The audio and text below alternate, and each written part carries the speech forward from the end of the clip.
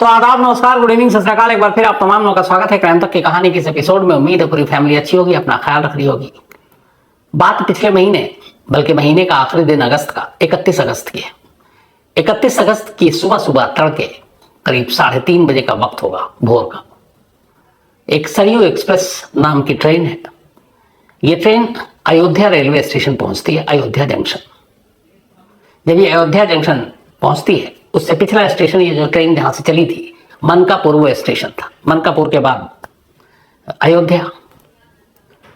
तो मनकापुर से बहुत कम मुसाफिर ट्रेन में सवार हुए थे, ज्यादातर को अयोध्या या उसके बाद आगे बैठना था। तो जब अयोध्या जंक्शन पर ये ट्रेन रुकी तो जो जीआरपीएफ के लोग होते हैं, रेलवे पुलिस फोर्स के सारे, वो सब डब्बे के अंदर दाखिल हुए। तो एक जनरल कंपार्टमेंट में जब वो गए तो उन्होंने देखा कि एक सीट के नीचे खून रिस रहा है। उन्होंने ध्यान से देखा तो देखा कि सीट के नीचे एक महिला बुरी तरह से घायल हालत में पड़ी है। उसके नीचे के कपड़े नहीं है, लेकिन जब ऊपर के कपड़ों पर नजर गई तो फिर जीआरपीएफ की भी लगा कि ये क्या, क्योंकि ऊपरी जो कपड़ा था वो वर्दी थी, यूपी पुलिस की वर्दी। फौरन अपने साथियों को बुलाया जीआरपीएफ के लोगों ने, और सबसे पहले उन्होंने उस घायल लेडी की तस्वीर, वीडियो बनाई ताकि अपने साहब को इन्फॉर्म कर सकें। और इसके बाद ये वीडियो भेजकर उन्होंने अपने साहब को, अपने सीनियर्स को बताया कि यहाँ पे एक लेडी पुलिस वाली और बुरी तरह घायल हालत में पड़ी है। उसके चेहरे पर चाकुओं के अनगिनत घाव थे, सर घायल था, जिस्म के अलग अलग हिस्सों में भी चोट के निशान थे, और लगभग वो नींद बेहोशी की हालत में थी। न मालूम कब से पड़ी थी, ये भी नहीं मालूम। सीनियर अफसरों को खबर दी गई, फौरन बाकी मेडिकल हेल्प और ये पहुंची। तो उसके बाद उस घायल पुलिस वाले को उठाकर अयोध्या के ही एक प्राइवेट अस्पताल में पहले ले जाया गया। वहां जब उन्होंने हालत देखी तो उन्होंने कहा ये सीरियस है, तो उन्होंने उसको रेफर कर दिया लखनऊ के trauma centre, KGM, king George medical college के ट्रॉमा सेंटर। अब ट्रॉमा सेंटर में रेफर कर दिया गया। जीआरपीएफ ने अपना खाना पूर्ति की, ये सारी चीजें कि ऐसे ऐसे मिली थी। 31 अगस्त की सुबह की बात थी। अब जीआरपीएफ ने अपनी तरीके से बात की, लोकल पुलिस को इन्फॉर्म किया। मामला पुलिस डिपार्टमेंट का है। पुलिस डिपार्टमेंट की एक लेडी है जो घायल है, लेकिन आप आलम देखिए, पुलिस सो गई। उसे कोई मतलब नहीं कि उसकी अपने डिपार्टमेंट की एक लेडी कांस्टेबल बुरी तरह से घायल ट्रेन के अंदर पड़ी है, जिंदगी और मौत से लड़ रही है, जूझ रही है। कायदे से जो जांच इन्वेस्टिगेशन होनी चाहिए कि आखिर कौन गुनहगार है जिसने एक पुलिस वाली को, आम लोग तो छोड़िए, उसके साथ इतनी वहशियाना हरकत की। लेकिन यूपी पुलिस को लगा कि यह मामला बहुत छोटा है, होगी अपने डिपार्टमेंट की, लेकिन चलो, और कोई मीडिया में भी ये खबर थी नहीं, तो लगा कि कोई सुध बुध लेने वाला तो है नहीं, छोड़ दिया। वो जो जीआरपीएफ ने वीडियो लिया था, इत्तेफाक से बाद में ये वीडियो लीक हुआ, और फिर होते होते होते ये तस्वीर तैरते तैरते इलाहाबाद हाईकोर्ट पहुंच गई।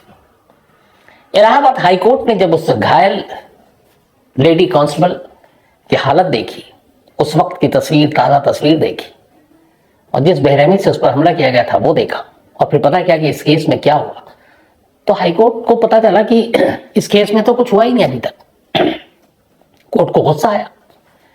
कोर्ट ने खुद ही फौरन ऑर्डर पास किया और कहा कि इस मामले की फौरन जांच हो, STF जांच करे, और जो गुनहगार है उसको पकड़कर कोर्ट को रिपोर्ट दिया जाए। अब अदालत का हुक्म पुलिस की हिम्मत नहीं की नजरअंदाज करे, तो सोचिए कई दिन, हफ्ते बल्कि बीत गए, पुलिस ने कुछ नहीं किया अपने डिपार्टमेंट के घायल लेडी को लेकर। और कोर्ट ने जब वो तस्वीर देखी, जिसको तस्वीर को देखकर दिल दहल उठा, तब कोर्ट ने ऑर्डर दिया, और तब यूपी पुलिस हरकत में आई। STF की टीम बनी, अब तफ्तीश शुरू हुई, ईमानदारी से अब जांच शुरू हुई। अगर ये कोर्ट बीच में दखल न देता तो शायद इस केस का कुछ होता भी नहीं। अब STF की एक टीम बनाई गई और पता करने के लिए कहा गया, भाई करो। सबसे पहले उस कांस्टेबल के बारे में अब जानकारी हासिल की गई। पता चला ये कांस्टेबल वैसे तो प्रयागराज, कल के मतलब आज के और कल के इलाहाबाद के रहने वाली है। 18 साल की उम्र में स्पोर्ट्स कोटे से यूपी पुलिस में इसकी नौकरी लग गई।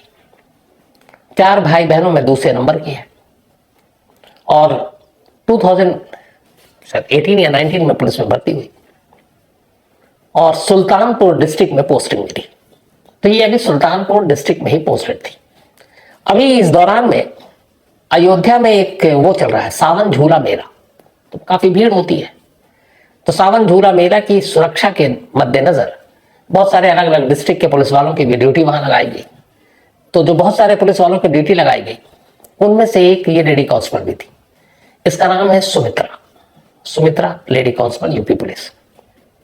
तब सुमित्रा की भी ड्यूटी लगा दी गई इस अयोध्या झूला मेला में, और वो अपना जाती, वहां पे अपनी ड्यूटी पूरी करती और फिर लौट आती। अयोध्या में रुकती नहीं थी। 30 अगस्त की सुबह सुमित्रा घर से निकली ड्यूटी पर। इसके बाद शाम को करीब 6:30 बजे ड्यूटी खत्म करने के बाद अब ये वापस अपने घर जा रही थी, और उसी ट्रेन से, जो ट्रेन का इसका रूट था, तो एक स्टेशन है फाफामाऊ स्टेशन, वहां स्टेशन पे ये गई, और जो ट्रेन थी उस वक्त वो सरयू एक्सप्रेस ट्रेन थी। तो शाम 6 बजे 30 अगस्त को सुमित्रा उस ट्रेन की जनरल बॉगी में बैठ जाती है। अब 30 अगस्त को यह ट्रेन चली जनरल डिब्बे में। यह ट्रेन प्रतापगढ़ होते हुए सुल्तानपुर पहुंचना था इसको, और सुल्तानपुर डिस्ट्रिक्ट में पोस्टिंग थी सुमित्रा की। तो अब ये ट्रेन पहुंची करीब अयोध्या कैंट। यहां से इस ट्रेन को पहले प्रतापगढ़ होते हुए सुल्तानपुर पहुंची, इसके बाद अयोध्या कैंट। यहां करीब रात 11:15 पर ट्रेन 5 मिनट के लिए रुकी, और इसी अयोध्या कैंट पर सुमित्रा को उतरना था, क्योंकि उसे वहां से हनुमानगढ़ ही जाना था। हनुमानगढ़ी बड़ी मशहूर जगह अयोध्या में। लेकिन सुमित्रा यहां पर नहीं उतरी। इसके बाद ट्रेन चली, और फिर आगे जो अयोध्या जंक्शन है वहां ट्रेन रुकी। सुमित्रा वहां भी नहीं उतरी। करीब 12 बजे के आसपास अयोध्या जंक्शन पहुंची थी। यहाँ ट्रेन 2 मिनट के लिए रुकी, लेकिन सुमित्रा उतरी नहीं। इसके बाद अब ये ट्रेन अपनी आखिरी मंजिल पर पहुंची, और वो था मनकापुर। मनकापुर लास्ट स्टेशन था इस सरयू एक्सप्रेस का। मनकापुर ये ट्रेन पहुंची रात को करीब 12:50 पर, आखिरी स्टेशन पर। मनकापुर जाने के बाद इस ट्रेन का इंजन बदला जाता है। इंजन बदला गया, 2 घंटे वहां हॉल्ट था, 2 घंटे रुका, और फिर 3:05 पर यह दोबारा मनकापुर से चली सरयू एक्सप्रेस अपने वापसी रास्ते पर, और लगभग 3:30 पौने 4 के आसपास ये पहुंची अयोध्या जंक्शन। जब अयोध्या जंक्शन पहुंची तो पहली बार वही जीआरपी के जो जवान थे, उन्होंने एक जनरल बॉगी के सीट के नीचे सुमित्रा को घायल हालत में देखा। सुमित्रा की पैंट नहीं थी, कमीज थी, यानी कि वर्दी ऊपर की थी, बुरी तरह घायल थी। ये मैंने आपको शुरू में बताया। तो ये सारी कहानी एसटीएफ को पता चली। अब यहीं से एसटीएफ को अपनी तफ्तीश को आगे बढ़ानी थी। अब एसटीएफ ने अपनी तफ्तीश शुरू की। तफ्तीश का दायरा यह था कि रात जो भी हुआ है, यह हुआ है रात के करीब 10 के बाद। जैसे जैसे ट्रेन मनकापुर की तरफ बढ़ रही है, पैसेंजर उतरते जा रहे हैं, और अयोध्या कैंट अयोध्या जंक्शन आते आते तो लगभग ट्रेन खाली ही हो जाती है। तो अब भरी हुई ट्रेन में मुसाफिर बैठे हों, कोई ऐसी हरकत कर नहीं सकता। तो पुलिस ने अब अयोध्या कैंट, अयोध्या जंक्शन, मनकापुर, इन तमाम रेलवे स्टेशन के सीसीटीवी फुटेज निकालने शुरू किए। सीसीटीवी फुटेज निकाले, 2 लोगों को उठाया भी, लेकिन फिर पता चला कि नहीं, वो 2 लोग नहीं, क्योंकि उन्होंने अपने जो सारे प्रूफ दिए। इधर सुमित्रा लखनऊ के हॉस्पिटल में, ट्रॉमा सेंटर में एडमिट, बाद में उसे होश आया, उसने पुलिस को बयान दिया, उसने कुछ हमलावरों के हुलिये भी बताए। उस हुलिये के आधार पर एक स्केच बनाया गया। इधर सीसीटीवी कैमरे जो स्टेशन के अंदर और बाहर के पुलिस टटोलती लगी। कुछ तस्वीरें बनाई गई, कुछ सीसीटीवी कैमरे से निकला, और उसमें से 3 सस्पेक्ट निकले। अब मनकापुर और अयोध्या कैंट, अयोध्या एक्सप्रेस और अयोध्या जंक्शन के आसपास के जो गांव हैं, वहां पर बाकायदा तस्वीरों को लेकर पुलिस की टीम और उनके लोग गांव-गांव में घूमने लगे कि भाई इन तीनों में से कोई किसी को जानता है। कोई फायदा नहीं हुआ, कोई पता नहीं चला। इसी दौरान इन्वेस्टिगेशन के दौरान एक दूसरे टीम इलेक्ट्रॉनिक सर्विलांस पे लगी हुई थी। तो रात को मनकापुर 12:05 पर यह ट्रेन पहुंची थी। 30 या 31 अगस्त हो गई थी रात को। तो पुलिस की टीम ने कहा कि मनकापुर स्टेशन पे उस रात के जितने भी मोबाइल एक्टिव थे उसको टटोला जाए। अब पुलिस ने उस रात 12:05 पर लोकल ट्रेन थी, और अयोध्या में ही सारे मुसाफिर उतर जाते हैं तो बहुत कम भीड़ होती है। तो उन सारे मोबाइल को उस रात के उन्होंने टटोलना शुरू किया। जब टटोलना शुरू किया तो अचानक पुलिस ने पाया कि 3 ऐसे मोबाइल नंबर थे जो मनकापुर आने के बाद एक ही वक्त में एक साथ स्विच ऑफ हो गए। उनको बंद कर दिया गया। एक नहीं बल्कि 3 मोबाइल। और उसके बाद वो मोबाइल खुला ही नहीं। अब ये बात बड़ी अजीब लगी पुलिस को कि एक नहीं बल्कि 3 मोबाइल एक ही वक्त में एक साथ उसी स्टेशन पे, लोकेशन भी एक और स्विच ऑफ है। अब उन नंबरों तक पुलिस पहुंची कि ये 3 नंबर कौन से थे जो बंद हो गए। जब उन नंबरों के बारे में खंगाला गया तो पता चला कि ये नंबर उसी अयोध्या के इर्द गिर्द के गांव के 2 अलग अलग। अब पुलिस की टीम पहुंची तो फिर उन नंबरों के जरिए पुलिस को कुछ नाम पता चले। उनमें से 3 नाम पुलिस को पता चले। अब पुलिस की टीम फौरन एक्टिव हुई और ये सब करते करते ये तारीख आ गई 21। अब जब ये सारी चीजें हो गई और पुलिस को पता चल गया तो पता चला कि इसमें 3 नाम आए मोबाइल नंबर के थ्रू। इनमें से एक का नाम था अनीस, एक का विशंबर और एक का आजाद। अनीस खान पूरा नाम इसका, और एक विशंबर और एक आजाद। अनीस और आजाद एक ही गांव के और विशंबर पड़ोस के गांव के, तीनों दोस्त। अब जब पुलिस ने उनकी कुंडली निकाली तो पता चला कि ये तीनों ट्रेन में चोरी और लूट की वारदातों को अंजाम देते। कई बार पहले भी पुलिस ने पकड़ा है। तो ये क्लियर हो गया कि ये ट्रेन में मुसाफिरों को लूटने का काम करते हैं। और मनकापुर में 31 अगस्त की रात इन्हीं तीनों के मोबाइल एक साथ स्विच ऑफ हुए थे। गांव में पहुंचकर पुलिस ने सबसे पहले उनके घर वालों से पता किया तो दूसरी चीज कंफर्म हो गई कि उस रात घर पर नहीं थे। अब लगभग क्लियर हो गया। अब ये तीनों गांव से फरार। आखिरकार इनके पीछे पुलिस मुखबिर सब लगी। आज सुबह फ्राइडे को यानी कि 22 सितंबर को पता चला कि ये तीनों जो हैं ये इलाके में हैं और उस इलाके में इनकी मौजूदगी के बारे में पता चला। तो पुलिस की एक टीम, जो एसटीएफ की एक टीम है, वो टीम वहां पे पहुंचती है और पहुंचने के बाद इनायत नगर एक इलाका है वहीं के आसपास, उसी अयोध्या के इर्द गिर्द। तो एसटीएफ की टीम ने इन तीनों को एक साथ मोटरसाइकिल पर देख लिया। उसके बाद ललकारा, उधर से जवाबी फायर हुई। एक एसएचओ और 2 पुलिस वाले घायल हुए, हाथ में गोली लगी उनके। 2 को गोली लगी पैर में। जो विशंबर और आजाद था वो वहीं गिर गया, पुलिस ने उसे पकड़ लिया, अस्पताल ले गया। लेकिन तीसरा भाग गया वहां से। तीसरा उसी मोटरसाइकिल पर भागा। करीब 40 किलोमीटर तक यूपी पुलिस की एसटीएफ की टीम ने उसका पीछा किया। 40 किलोमीटर दूर पूरा कलंदर एक इलाका है, वहां पर आखिरकार पुलिस की टीम और अनीस के बीच में मुठभेड़ हुआ और एसटीएफ की टीम ने अनीस को मार गिराया। इस एनकाउंटर में अनीस मारा गया और उसका 2 साथी, दोनों पैर में गोली लगी और इस वक्त अस्पताल में इलाज चल रहा है। और इसके साथ ही फिर एसटीएफ ने पूरी कहानी सुनाई और बताया कि जब वो 2 पकड़े गए जो अस्पताल में, विशंबर और आजाद, कि ये सब कैसे हुआ। उन्होंने कहा कि 30 अगस्त को भी वो ट्रेन में अपने पेशे के हिसाब से चोरी करने के लिए सवार हुए थे। उसी सरयू एक्सप्रेस में बैठे। जब अयोध्या कैंट आने वाला था, बहुत सारे मुसाफिर थे, लेकिन अयोध्या कैंट के आसपास सारे मुसाफिर उतर गए। अब उस बॉगी में, उस कोच में सिर्फ वो 3 और एक सुमित्रा थी, लेडी कांस्टेबल। इसी के बाद इन तीनों ने अकेला पाकर उसे छेड़ना शुरू कर दिया। खासतौर पर अनीस सबसे आगे था। और जबकि ये देखिए आप कि सुमित्रा पुलिस की वर्दी में है, उसके बावजूद उनके दिल में खौफ नहीं। जब उसने छेड़खानी की कोशिश की तो अचानक सुमित्रा ने अपना पुलिसिया तेवर दिखाया और अनीस को उठाकर बॉगी के अंदर ही फर्श पर पटक दिया। उसका सर जमीन से लगा। इस बात से वो बिभर गया। इसके बाद अब तीनों मिल गए, अब वो 3 और वो 1 बेचारी। इसके बाद इन तीनों ने सबसे पहले तो सुमित्रा का सर, ट्रेन की जो डब्बे की खिड़की, जो लोहे की जाली होती है, उस पर जोर से मारा। फिर चाकू निकाला, चाकू से उसके ऊपर हमला किया। बीच बचाव में वो चाकू चेहरे पर लगे। इसके बाद तीनों लगभग उस पर काबू पा चुके थे। खून इतना बह रहा था कि वो धीरे धीरे अपना होश खो रही थी। तभी उन तीनों ने फिर उसके साथ जबरदस्ती करने की कोशिश की। उसके आधे कपड़े उतार लिए।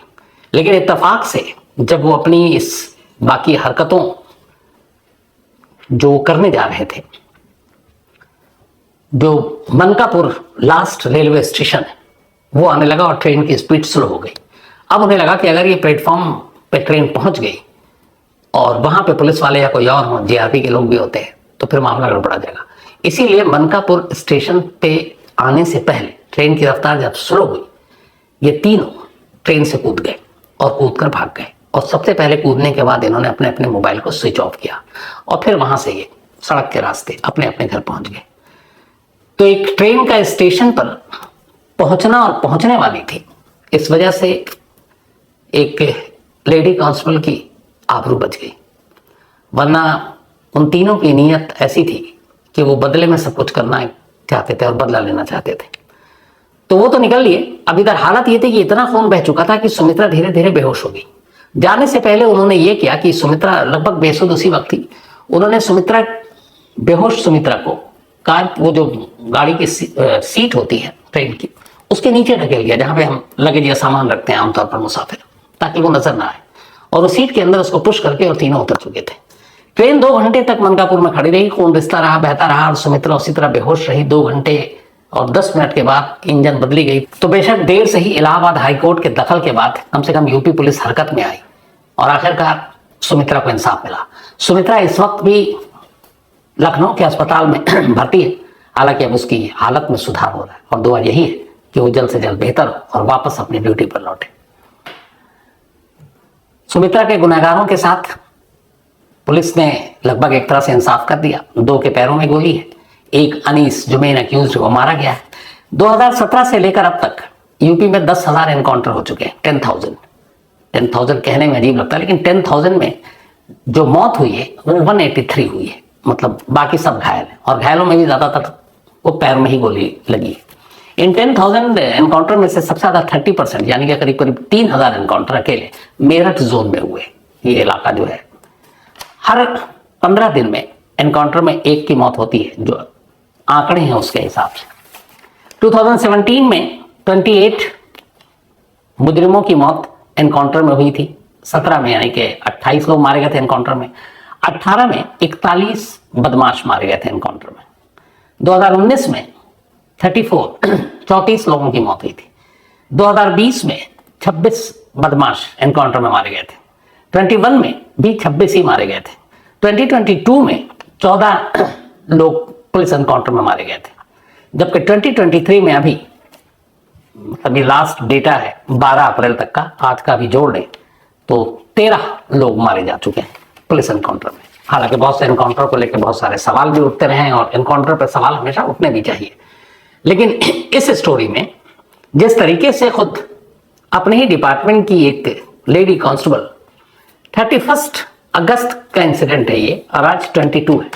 अगर ये वीडियो ना होता जो जीआरपी की टीम ने बनाई थी, अगर वो इलाहाबाद हाईकोर्ट की नजरों से न गुजरा होता, तो शायद जो सुमित्रा के साथ हुआ उसके दोषियों को कोई सजा भी न मिलती। तो फिलहाल कहानी में इतना ही, लेकिन कहानी खत्म करूं उससे पहले भी अपना सिलसिला। आज परीजा परवेज खान सिंधी, इनका बर्थडे है, तो हैप्पी बर्थडे परीजा। और ये भेजा है तौसीफ अहमद सिंधी ने। साथ ही सुजीत सिंह गौर का भी आज जन्मदिन है, तो हैप्पी बर्थडे सुजीत साहब। जगदीश सनमाने, इनका भी जन्मदिन है, हैप्पी बर्थडे जगदीश। वारिस अली, इनका भी बर्थडे है, तो हैप्पी बर्थडे वारिस। और मुआज रशीद खान की मम्मी का भी आज जन्मदिन है, तो हैप्पी बर्थडे मुआज, अपनी मम्मी को बोल दीजिएगा पूरी क्राइम पेट्रोल फैमिली की तरफ से। इसके अलावा पुणे से एक मेल आया, और पुणे से मेल है, उन्होंने कहा है कि अगर कोई शख्स सुसाइड कर लेता है और सुसाइड के लिए किसी को जिम्मेदार ठहराते हुए कोई सुसाइड नोट छोड़ जाता है और फिर पुलिस उसे अरेस्ट करती है, तो उसे मैक्सिमम कितनी सजा मिलती है। तो इन्होंने हालांकि कहा नाम नहीं लेने के लिए, बहुत सारे भी लोगों का सवाल है। कहानी इनकी ये है कि इनकी एक दोस्त है, और उस दोस्त के दोस्त ने सुसाइड कर लिया। 8 महीने पहले उसकी शादी हुई थी। शादी के बाद पति पत्नी में बनी नहीं। हस्बैंड ने सुसाइड किया, और सुसाइड करने से पहले उसने एक सुसाइड नोट लिखा। उसने लिखा कि इस 8 महीने की शादी में उसकी बीवी ने उसे इतना टॉर्चर किया कि अब सिवाय मौत के उसके पास कोई रास्ता नहीं। हालांकि मैं हमेशा कहता हूँ सुसाइड गलत चीज है। तो सुसाइड नोट के सामने आने के बाद उस शख्स की बीवी को पुलिस ने अरेस्ट कर लिया है, लेकिन इनका सवाल यह है कि क्या वो बच जाएगी, क्या बेल मिल जाएगी, कितनी सजा होगी। तो एक कुछ वक्त पहले का एक जजमेंट है कोर्ट का, उसमें यह है, इस केस में ये लगेगा अबेटमेंट ऑफ सुसाइड का केस बनता है, यानी कि खुदकुशी के लिए उकसाना। अब इसमें दिक्कत ये होती है, जो कोर्ट का एक फैसला है कि अदालत में ये प्रूफ करना पड़ता है कि उसने जो उकसाया उसकी वजह से ही उसने अपनी जान ली। अब 2 चीजें ऐसी हैं कि जैसे एक फैसला आया था कि मान लीजिए अगर किसी ने फंदा लगाकर खुदकुशी की, तो अब उसने सुसाइड किया, तो ये एस्टेब्लिश करना पड़ेगा कि क्या वो फंदा जो उसने गले में डाला वो उस सामने वाले ने उसको लाकर दिया था जिसकी वजह से वो मर रहा है, या उसने जहर खाया तो क्या जहर भी उसने दिया था जिसकी वजह से वो मर रहा है। तो उसकी सुसाइड का जो वक्त है और जो वजह है उसको एस्टेब्लिश करना और डायरेक्ट लिंक करना उससे जिसकी वजह से वो सुसाइड कर रहा है, ये थोड़ा सा मुश्किल हो गया है कोर्ट में। और इसीलिए आप देखेंगे, बल्कि मुझे याद नहीं है, आजाद देश में 1947 से लेकर आज तक अबेटमेंट ऑफ सुसाइड यानी कि खुदकुशी के लिए उकसाने के मामले में किसी को सजा हुई। हालांकि इसकी सजा शायद करीब 7 साल है, लेकिन अभी लेटेस्ट आप मतलब बहुत सारे केस हैं, तो खुदकुशी के लिए उकसाने के मामले में सजा, गिरफ्तारी तो हो जाती है, फिर बेल आउट भी हो जाते हैं। कोर्ट में जब ये मामला ट्रायल के लेवल पर जाता है तो फिर यही सारी दिक्कत आ जाती है कि आप कैसे साबित करोगे कि वो उसी की वजह से मरा। क्योंकि अगर झगड़ा मान लीजिए कि संडे को हुआ और उसने जान मंडे को दी है, तो फिर वो संडे को अगर झगड़ा हुआ था तो संडे को ही उसको जान दे देनी चाहिए। ऐसा कोर्ट का में लॉजिक आया था पूरा। तो बड़ा टेढ़ा मामला, किसी और दिन कानून के जानकार से लेकर पूरी आपको डिटेल में बताऊंगा इस बारे में। विजय रतन, थैंक यू सो मच आपके इस प्यार के लिए और पिक्चर के लिए जो आपने ऑफिस में लगा रखा है। राजेश कुमार, इन्होंने एक स्टोरी की फरमाइश की है। उमर शहजाद एक स्टोरी की फरमाइश की है। इसके अलावा सुरेश कुमार राणा नेपाल से, and thank you so much Suresh साहब, और आपने जो सुझाव दिया है वो मैं दीपक को बता दूंगा। इसके अलावा विशाल बेरखा, ये इन्होंने पूछा है, विशाल आगे का नाम मैं कंफ्यूज हो रहा हूं सर, लेकिन बेरिया है नाम शायद। तो इन्होंने पूछा है कि कनाडा वाले वीजा में कंफ्यूजन था, तो कनाडा ने वीजा, भारत का वीजा देने पर रोक नहीं लगाई, ना बंद किया ऑफिस। भारत ने किया है कि हम अभी कनाडा से कोई भी, कनाडा के अंदर इंडियन एम्बेसी से कोई वीजा इशू नहीं होगा किसी कैनेडियन सिटीजन को। हमारे जो सिटीजन है वो तो ऑलरेडी इंडियन है, तो उनको इंडियन वीजा की जरूरत नहीं होती है। और जहां तक स्टूडेंट्स की बात है, जो पढ़ रहे हैं उनके लिए कुछ नहीं है, जो वहां है उन सब के लिए कोई इशू नहीं है। कनाडा में अब यहां से जो स्टूडेंट्स को जाना है तो वो कनाडा को वीजा देना, हमें नहीं देना है। इसके अलावा Gulnaz and Zainuddin Ansari, thank you so much आप दोनों के इस प्यार के लिए। तो कहानी में आज